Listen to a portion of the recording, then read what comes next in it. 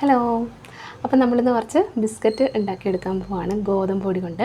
അപ്പോൾ നല്ല ക്രിസ്പി ആയിട്ടുള്ള ബിസ്ക്കറ്റ് വീട്ടിൽ എങ്ങനെയാണ് ഉണ്ടാക്കിയെടുക്കണമെന്ന് നമുക്കൊന്ന് നോക്കിയാലോ. വീഡിയോയിലേക്ക് പോകാം.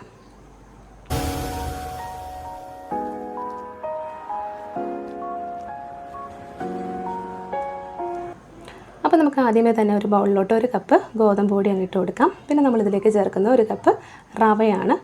റവ ചേർത്തതിന് ശേഷം നമ്മൾ തേങ്ങയാണ്, ഇത് നമ്മൾ ഡെസിക്കേറ്റഡ് കോക്കനട്ട് എന്നൊക്കെ പറയില്ലേ, നമുക്ക് വീട്ടിൽ തന്നെ തേങ്ങ എടുത്തിട്ട് ഒന്ന് മിക്സിയിലിട്ട് കടിക്കിയതിന് ശേഷം ഒരു പാനിലിട്ടൊന്ന് ചൂടാക്കി എടുത്ത് ചേർത്ത് കൊടുത്താൽ മതി. പിന്നെ ഒരു 2 ടേബിൾ സ്പൂൺ ഓയിൽ ചേർത്ത് കൊടുത്തിട്ടുണ്ട്. പിന്നെ ഒരു ബൗളിൽ കുറച്ച് പാലെടുത്തിട്ട് ഞാൻ അതിലേക്ക് 4 ടേബിൾ സ്പൂൺ പഞ്ചസാര പൊടിച്ചതാണ് കേട്ടോ, അത് ചേർത്തൊന്ന് മിക്സ് ചെയ്ത് മാറ്റി വയ്ക്കാം. എന്നിട്ട് നമുക്ക് പൊടി ഒക്കെ മിക്സ് ചെയ്തിരിക്കുന്ന അതിലിട്ട് നമുക്ക് പാല് കുറേശ്ശെയായിട്ട് ചേർത്ത് കൊടുത്ത് നമുക്കൊന്ന് മിക്സ് ചെയ്തെടുക്കണം.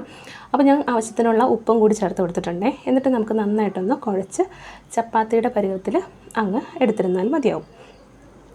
അപ്പോൾ നന്നായിട്ട് കുഴച്ചെടുത്തിട്ട് നമുക്ക് ഇതിലേക്ക് കുറച്ച് ഓയിൽ തടവി ഒരു 5 മിനിറ്റ് ഒന്ന് മാറ്റി വയ്ക്കാം.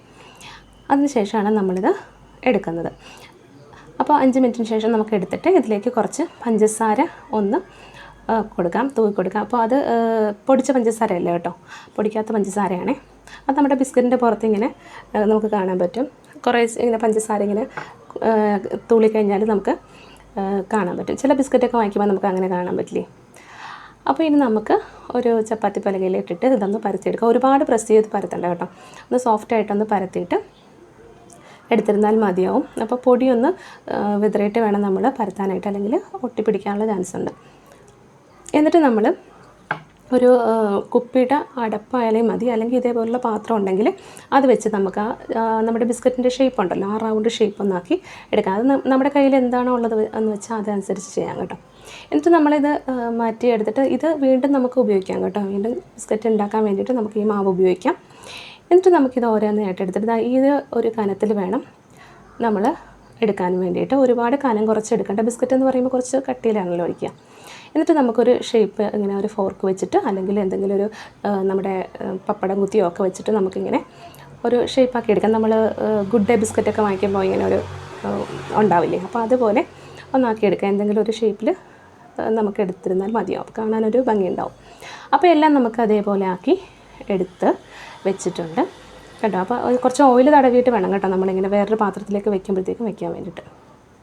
അപ്പോൾ നമ്മുടെ ഓയിലൊക്കെ ചൂടായി വരുമ്പോഴത്തേക്കും നമുക്കിത് ഓരോ ബിസ്ക്കറ്റായിട്ട് ഇട്ടിട്ട് അങ്ങ് വറുത്ത് എടുത്തിരുന്നാൽ മതിയാവും. വറുക്കുകയെന്ന് വെച്ചാൽ ഒരുപാട് ഇട്ടൊന്നും വറുക്കണ്ട കേട്ടോ, നമുക്കൊരു ബ്രൗൺ കളർ ആകുന്നത് വരെ അങ്ങ് ഇട്ടിരുന്നാൽ മതി. അതിനപ്പുറം ഒന്നും നമ്മൾ ഇടേണ്ട ആവശ്യമില്ല. അപ്പോൾ ഇത്രയും എണ്ണയൊന്നും വേണ്ട, ഇതിൽ കുറച്ച് എണ്ണ മതി. പക്ഷേ നമ്മൾ ബിസ്ക്കറ്റ് എടുത്താലും ഒരുപാട് എണ്ണയുള്ളതായിട്ടൊന്നും തോന്നില്ല കേട്ടോ. ബിസ്ക്കറ്റ് തണുത്തൊക്കെ വരുമ്പോഴത്തേക്കും ഒരുപാട് എണ്ണ ഉള്ളതായിട്ട് നമുക്ക് തോന്നത്തേയില്ല. അപ്പോഴത്തേക്കും ഇത്രയേ ഉള്ളൂ, നമ്മുടെ ബിസ്ക്കറ്റ് ഇതാ റെഡിയായി. വളരെ എളുപ്പമല്ലേ ഉണ്ടാക്കിയെടുക്കാൻ വേണ്ടിയിട്ട്, നല്ല ടേസ്റ്റുമാണ് കേട്ടോ.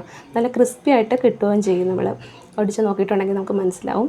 റവയൊക്കെ ചേർത്തിട്ടുള്ളത് കൊണ്ടേ നല്ല ക്രിസ്പിനെസ് ഉണ്ട്. കഴിക്കാനും വേണ്ടിയിട്ടും നല്ല അടിപൊളിയാണ്. ചായയിലൊക്കെ നമുക്ക് കഴിക്കാം, കുട്ടികൾക്കാണെങ്കിലും. ഇനി മുതിർന്നവർ കഴിക്കുന്ന ശീലം ഉണ്ടെങ്കിൽ അവർക്കും വളരെ ഇഷ്ടമാവും.